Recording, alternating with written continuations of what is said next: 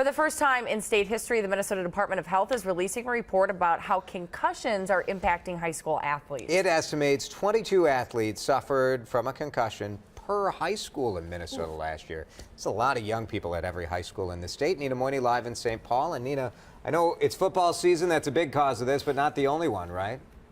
Sure, a lot of sports we're touching on today, Jason. The Department of Health, doctors say that for years they've been wanting to track these numbers because we know that there are very uncomfortable short-term side effects of a concussion, but that if left untreated, it can be very dangerous in the long term. So last year they did that, and the estimate is that nearly 3,000 high school students around the state of Minnesota may have suffered from a concussion last school year. Let me tell you how they got to that estimate.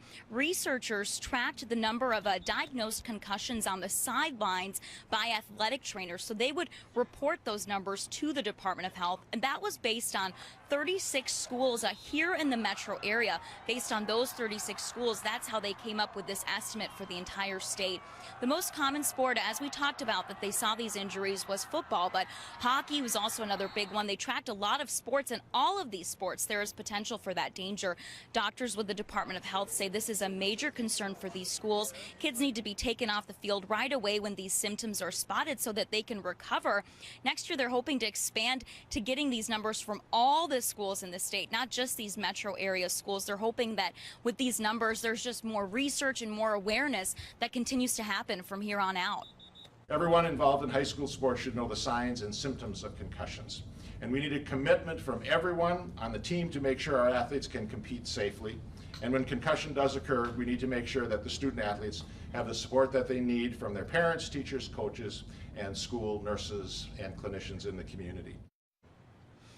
A few years ago, the state of Minnesota passed a law that does require coaches and trainers to take some training courses to be able to spot those symptoms and signs of a concussion. The doctors today told me that they're hoping that more parents will get involved and also learn to spot those signs, particularly parents of young female athletes. In fact, numbers from here in our state and national numbers show and are consistently show that concussions happen more often in girl athletes.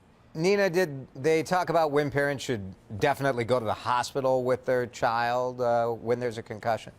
Right. This is always something the doctors today said that people wrestle with when they're in that moment on the sidelines. They told me they certainly don't want to ever discourage anybody from going to the hospital, but they did say that you can work with the athletic trainer and the coaches there to determine kind of what's going on in that moment. But definitely, if some of those symptoms of a concussion don't go away in a few days, it's definitely time to go to the hospital, Jason. All right. Very good. Thank you, Nina.